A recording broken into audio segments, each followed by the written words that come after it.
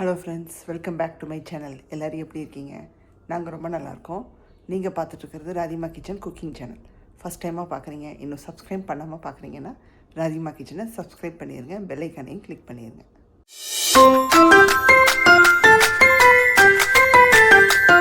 So இப்போ தாங்க long weekend முடிஞ்சிச்சு. ஒரு 2 நாள் முன்னாடி திங்கக்கிழமை வரைக்கும் லீவ் இருந்தனால எங்களுக்கு அப்படியே அந்த 5 நாள் அப்படியே பிஸியாக ஓடிச்சு. ஏன்னா போன வாரம் வியாழக்கிழமை என் வீட்டுக்கார் லீவ் எடுத்தார். ஸோ மண்டே லீவ் வரதுனால லாங் வீக்கெண்டாக எடுத்தார். ஸோ என்னாச்சுன்னா அப்படியே ஒரு 4-5 டேஸ் வந்து பிஸியாக ஓடிடுச்சுங்க.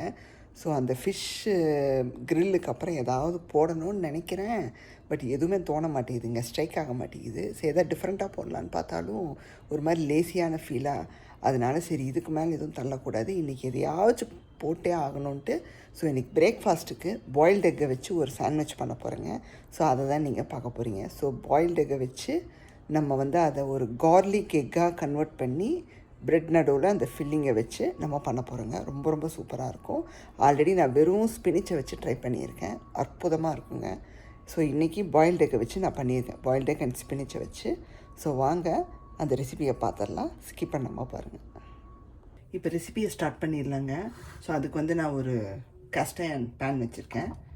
இதில் வந்து இப்போ பட்டர் சேர்த்துக்கிறோங்க. ஸோ நம்ம ப்ரெட்டு நடுவில் இருக்கிற ஃபில்லிங்கே இப்போ ரெடி பண்ண போகிறோம். ஸோ அதுதான் ஃபஸ்ட்டு பண்ணி வச்சுக்க போகிறோம். ஸோ குயிக்காக பண்ணிடலாம். நம்ம எப்போவும் சொல்கிறது தான், கொஞ்சம் ஆயிலும் சேர்த்துக்கோங்க லைட்டாக. ஏன்னா நமக்கு அந்த பட்டர் வந்து ஒரு மாதிரி தீயாமல் இருக்கிறதுக்கு தான். எந்த ரெசிபிக்கும் பட்டர் சேர்க்கும்போது லைட்டாக ஆயிலும் சேர்த்துருங்க, அவ்வளோதான். அது உருக உருக இங்கே பூண்டு ஒரு 3-4 பூண்டை பொடியாக வெட்டி வச்சுருக்கேன், அதை உள்ளே சேர்த்துருங்க. இது கூடவே வந்து பார்த்திங்கன்னா ஒரு 2 சில்லி பச்சை மிளகாயை பொடியாக வெட்டி வச்சுருக்கேன். ட்ரஸ்ட் மீ, இது வந்து ரொம்ப நல்லா இருக்குங்க. நான் இந்த ரெசிபி வந்து லாஸ்ட் டைம் வெறும் ஸ்பினிச்சை மட்டும் வச்சு பண்ணி பார்த்தேன், சூப்பராக இருந்துச்சு. ஸோ இன்றைக்கி எக்கோடு பண்ணி பார்க்க போகிறோம். எக்கெல்லாம் சேர்த்து பாயில்டு எக்கை சேர்த்து ஒரு 2-3 எக்கை வேக வச்சு தோலை உரித்து அதை வந்து ஒயிட்டை மட்டும் க்யூப்ஸாக கட் பண்ணி வச்சுக்கோங்க. ஸோ இந்த மாதிரி க்யூப்ஸாக கட் பண்ணி எடுத்து வச்சுக்கோங்க, அவ்வளோதான். நமக்கு பார்த்தீங்கன்னா பூண்டு நல்லா கலர் மாற தொடங்கிடுச்சு, அப்படியே ப்ரௌன் கலராக வதங்க ஆரம்பிச்சிருச்சு. அது ஆரம்பிக்கும் போதே நம்ம ஸ்பினிச்சை சேர்த்துக்கிறோம். ஒரு 10-12 லீஃப் எடுத்துக்கோங்க போதும். அதை வந்து இந்த மாதிரி வாஷ் பண்ணிவிட்டு கட் பண்ணி எடுத்துக்கோங்க. ரஃப்பாக கட் பண்ணாலே போதும், ரொம்ப ஃபைனாக கட் பண்ணணும்னு அவசியம் இல்லை. இதை முதல்ல வதக்கிக்கிறோம், அதுக்கப்புறம் மற்ற ஐட்டங்களை சேர்க்கிறோம்.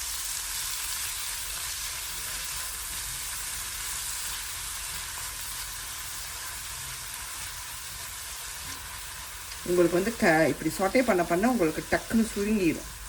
அந்த என்ன சொல்கிறது, ஸ்பினிச்சில் தண்ணி வெளிவிடும், பார்த்தாலே தெரியும் பாருங்கள். அதுக்குள்ளே தண்ணி வந்துருச்சு வெளியே. ஸோ அது வந்தால் ஒன்றும் பிரச்சனை கிடையாது, அப்படியே இருக்கட்டும். நமக்கு கொஞ்சம் லிக்விடாக இருக்கிறதும் நல்லா தான் இருக்கும். ஸோ இதை ட்ரை ஆக்கணுன்னாலாம் அவசியம் இல்லை. இதை வதக்கிட்டே இருங்க, ஒரு ஃபியூ செகண்ட்ஸில் உங்களுக்கு இதாகிடும்.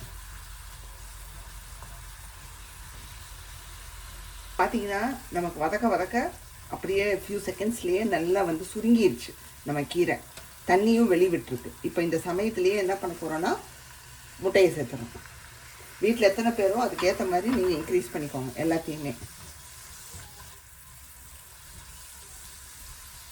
இப்போது உப்பு சேர்த்துக்கிறோங்க, தேவையான அளவு உப்பு. ஏன்னா நான் அன்சால்டட் பட்டர் தான் யூஸ் பண்ணுவேன், அதனால நான் தேவையான அளவு சேர்த்துக்கிறேன். நீங்கள் சால்டட் பட்டர் யூஸ் பண்ணுறீங்கன்னா அதுக்கேற்ற மாதிரி உப்பு அட்ஜஸ்ட் பண்ணி சேர்த்துக்கோங்க. நல்லா மிக்ஸ் பண்ணி விட்டுட்டு இப்போ அடுத்த ஐட்டம் என்ன சேர்க்க போகிறோன்னா பெப்பரும் சில்லி ஃப்ளேக்ஸுங்க. ஜஸ்ட்டு ஒரு 1/4 டீஸ்பூனுக்கும் கொஞ்சம் குறைவாக சேர்த்துக்கோங்க. ஏன்னா பச்சை மிளகாலாம் சேர்த்துருக்கோம், காரம் வந்து எகிரிடும், அதனால் கவனமாக சேர்த்துக்கோங்க. அப்புறம் சில்லி ஃப்ளேக்ஸ் கொஞ்சம். இது ரெண்டுமே வந்து உங்களோட ஸ்பைஸுக்கு ஏற்ற மாதிரி அட்ஜஸ்ட் பண்ணிக்கோங்க. உங்களுக்கு எந்த அளவுக்கு அந்த ஸ்பைஸ் லெவல் பிடிக்குமோ பார்த்து சேர்த்துக்கோங்க.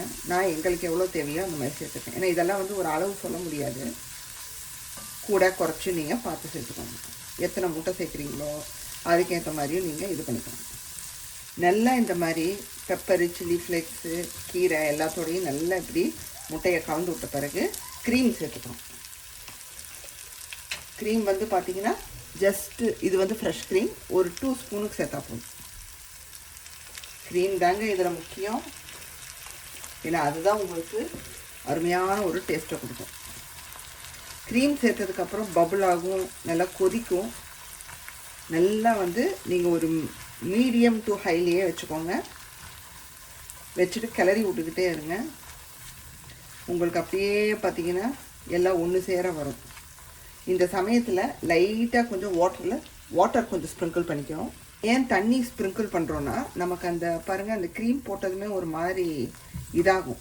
ஸோ லைட்டாக ஒரு 1/4 டம்ளருக்கும் குறைவாக தாங்க, ஜஸ்ட் ஒரு 2 ஸ்பூன்ஸுன்னு எடுத்துக்கலாம். சேர்த்துட்டு கொஞ்சம் கலந்து விட்டிங்கன்னா உங்களுக்கு அப்படியே செமி லிக்விடாக வந்துடும். இன்னும் ஒரு கொதி வந்ததும் நம்ம ஆஃப் பண்ணிடுறோம். டேஸ்ட்டை செக் பண்ணிவிட்டு அவ்வளோதான். வெறும் க்ரீமோடு நீங்கள் இறக்குனீங்கன்னா உங்களுக்கு அப்படியே க்ரீம் எல்லாம் டக்குன்னு எவாப்ரேட் ஆகி உங்களுக்கு ஒரு மாதிரி இருக்கும். கூட ஒரு 2 ஸ்பூன் தண்ணியை சேர்த்துட்டு லைட்டாக ஒரு கொதி வச்சு இறக்குனீங்கன்னா உங்களுக்கு சூப்பராக இருக்கும். டேஸ்ட்டு பார்த்தாங்க சூப்பராக இருக்குங்க. நீங்கள் ஒன்றுமே இல்லை, அந்த ஸ்பினிச்சை அந்த ஒரு சாஸோடு இப்படி எடுத்து சாப்பிட்டு பாருங்கள், அற்புதமாக இருக்கும். இப்போ கேஸ் ஆஃப் பண்ணிடலாம். நீங்கள் இந்த தண்ணியெல்லாம் சேர்த்ததுக்கப்புறமா ஜஸ்ட் ஒரு 10 செகண்ட்ஸுக்கு மட்டும் நீங்கள் லைட்டாக கிளறி விட்டால் போதும். அதுக்கு மேலே வச்சிடாதீங்க. எகெயின் வந்து உங்களுக்கு ஒரு மாதிரி ட்ரை ஆயிடும். நம்ம கொஞ்சம் இந்த மாதிரி சாஸியாக இருக்கணும். சாஸினா ரொம்ப சாஸியாக கிடையாது, லைட்டாக கொஞ்சம் செமி திக்காக இருக்கணும். அப்போ தான் உங்களுக்கு சாப்பிடும்போது ப்ரெட் நடுவில் வச்சு சாப்பிடும்போது நல்ல ஒரு ஜூஸியான ஒரு இது கிடைக்கும். அவ்வளோதான், நமக்கு ஃபில்லிங் ரெடி. இனி ப்ரெட் நடுவில் வச்சு நம்ம அசம்பிள் பண்ணிட வேண்டியதான். நம்ம இன்றைக்கி வீட் ப்ரெட்டில் தாங்க இந்த ஃபில்லிங்கை வச்சு பண்ண போகிறோம். ஸோ நீங்கள் மைதா விருப்பப்படுறவங்க மைதா ப்ரெட்டு எடுத்துக்கலாம். நாங்கள் கொஞ்ச நாளாக மைதா எடுத்துக்கிறது இல்லை, மைதா ப்ரெட்டை யூஸ் பண்ணுறதில்ல, வீட்டுக்கு மாறிட்டோம். ஸோ இந்த வீட் ப்ரெட்டில் என்ன பண்ணியிருக்கேன்னா பட்டரை தேய்ச்சி வச்சாச்சு. நம்ம இன்றைக்கி இந்த டோஸ்டரில் தான் வச்சு எடுக்க போகிறோம். ஸோ டோஸ்டரையும் ஆன் பண்ணி விட்டாச்சு. ஸோ கீழேயும் மேலேயும் நான் பட்டரை வந்து ஃபுல்லாக வந்து இது பண்ணியாச்சுங்க, ஃபுல்லாக பூசி விட்டாச்சு. இப்போ ஃபில்லிங்கை வச்சு நம்ம அசம்பிள் பண்ணிடலாம். இதுக்கு சீஸ் தேவைப்படும். நான் வந்து இங்கே மொசரல்லா சீஸ் துருவுனது வால்மார்ட்டில் வாங்கினதை ஒரு பவுலில் எவ்வளோ தேவையோ எடுத்து வச்சுருக்கேன். இதை மேலே கொஞ்சம் ஸ்ப்ரிங்கிள் பண்ணிக்கிறோம். ஸோ தேவைப்படுறவங்க சீஸ் ஆட் பண்ணிக்கலாம், சீஸ் வேணான்னு நினைக்கிறவங்க ஸ்கிப் பண்ணிக்கலாம். இப்போது ஃபில்லிங் வச்சிடலாங்க. நான் அப்படியே டைரெக்டாக தவாலேருந்து பாருங்கள் அப்படியே தூக்கி உள்ளே வைக்கிறேன் மிடில். ஸோ இது டோஸ்டரில் பண்ணும்போது உங்களுக்கு நல்லா வந்து ஃபில்லிங் வந்து இதாக இருக்கும். இப்போது ஃபில்லிங் எவ்வளோ தேவையோ ஒரு இதில் எவ்வளோ தேவையோ வச்சுட்டு இந்த மாதிரி வச்சுட்டு சீஸை ஸ்ப்ரிங்கிள் பண்ணிக்கோங்க. இது வந்து துருவன சீஸுங்க, நமக்கு பேக்கெட்டில் கிடைக்கும். ஸோ ஈஸி டு யூஸ்ன்னு சொல்லலாம். அழகாக மெல்ட் ஆகி வரும். ஸோ இப்போ பார்த்தீங்கன்னா எவ்வளோ தேவையோ போட்டாச்சு. இப்போ இது மேலே எகெயின் எனக்கு வந்து அலப்பினோ இல்லை வேறு ஏதாவது வைக்கணும்னு நினச்சிங்கன்னா வச்சுக்கலாம் தாராளமாக. ஸோ புளிப்பாக டேங்கியாக அதுவும் இன்னும் கொஞ்சம் டேஸ்ட்டாக இருக்கும். இப்போ இதை க்ளோஸ் பண்ணிடலாங்க. க்ளோஸ் பண்ணிவிட்டு இப்போ டோஸ்டரில் வச்சிடலாம். நீங்கள் ரெண்டையும் அட் அ டைமில் கூட வைக்கலாம். நான் ஒன்றை மட்டும் வச்சு இப்போ க்ளோஸ் பண்ணுறேன், ஏன்னா ஆல்ரெடி சூடு ஆயிடுச்சு. இப்போ அது ஆயிட்டுருக்கட்டும், இன்னொன்று ரெடி பண்ணிடலாம். நம்ம பார்த்தீங்கன்னா ரெடி ஆயிடுச்சு. நல்லா இந்த மாதிரி ரோஸ்ட் ஆன பிறகு எடுங்க அவுட்டர் லேயரு. இப்போ எடுத்துடலாம். இது அதுக்கு மேலே கொண்டு போயிடுங்க. இப்போ பார்த்தீங்கன்னா சூப்பராக வந்து ரெடி ஆயிடுச்சு. இந்த அளவுக்கு ஆன பிறகு எடுங்க. இப்போ அடுத்ததை உள்ளே வைக்கிறதுக்கு முன்னாடி கொஞ்சம் பட்டர் சேர்த்துக்கலாங்க.